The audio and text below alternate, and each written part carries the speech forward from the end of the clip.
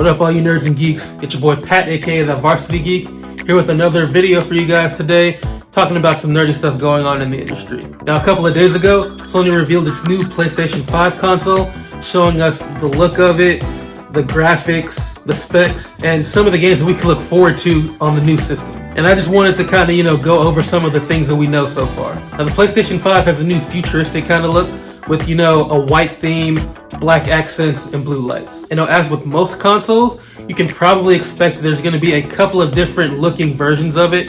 People have speculated that there's going to be a black version with blue accents, similar to what you've seen with the normal PlayStations and the PlayStation 4. And there's also rumors of a Spider-Man version that's black with red accents and red lights, as well as a Spider-Man themed controller. And I'm hoping that that one comes out, because I love black and red. All the stuff that I get is black and red if it's possible, and so I think that would be absolutely dope. Now, the system is going to come in two models.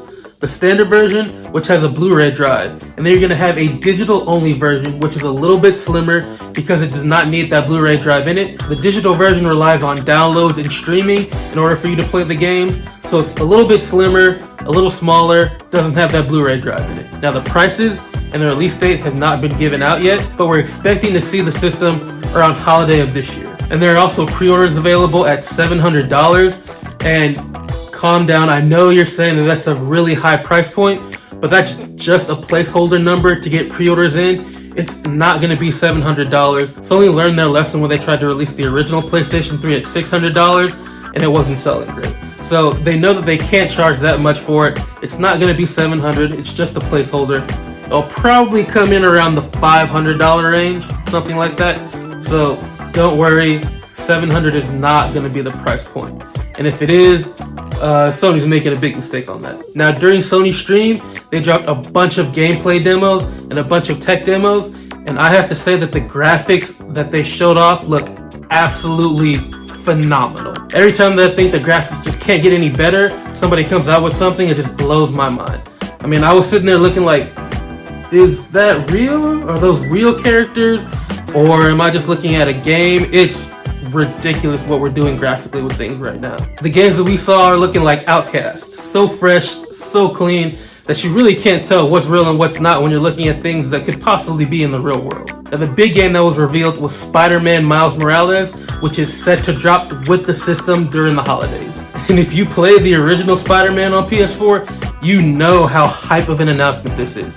That was one of the best Spider-Man games ever released, and also was one of the top tier games on the PlayStation 4. And this game continues on with the story of Spider-Man for the PS4, introducing Miles Morales, who is a mixed character who's black and Hispanic, and is taking up the mantle of Spider-Man with his own unique kind of power set. And honestly, what we're dealing with right now, having Miles Morales come out and be a Spider-Man in a huge game is very helpful and just good representation in video games for black people. Now, due to some confusion caused by a Sony executive and some of the things that he said, there were rumors swirling around that this was going to be an expansion of the Spider-Man game for the PS4, but developer Insomniac came out and they knocked out all of those rumors, confirming that this was definitely going to be a standalone Spider-Man game. And during the stream, Sony also showed the game Godfall, which is one of the games they've been hyping up for months ever since they announced the PS5.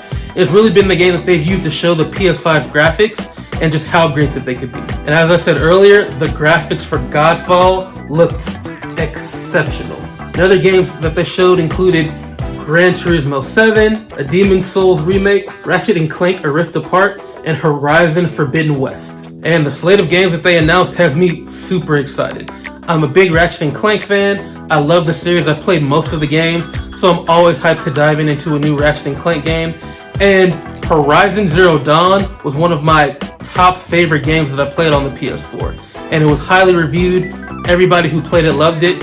Unfortunately, it came out around the same time as Breath of the Wild did on the Nintendo Switch, so it might have gone under the radar for a lot of people. But it's a top tier game, one of the best on the PS4. And so I can't wait to jump back into Aloy's story in Horizon Forbidden West, which is the sequel to Horizon Zero Dawn. If Sony's goal was to create hype around the drop of the PS5, they did.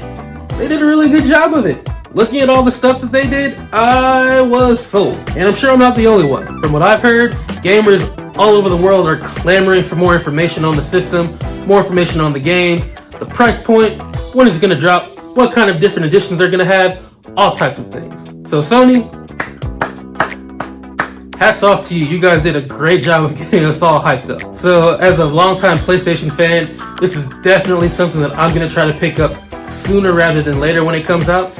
And depending on the editions they have, if they have any cool special editions, might just be a day one grab for me. And so as you can see, I'm very hyped for it, but let me know what you guys think about it. Did Sony do a good job of hyping you up? What kind of things are you looking forward to? Or did something disappoint you? Like, I know a lot of people were clowning the look on Twitter and Instagram and things like that. Just let me know what your thoughts were on Sony's stream that they dropped. So I've been Pat, that Varsity Geek, trying to bring you guys some information on the new PS5. Peace out. Have a great week.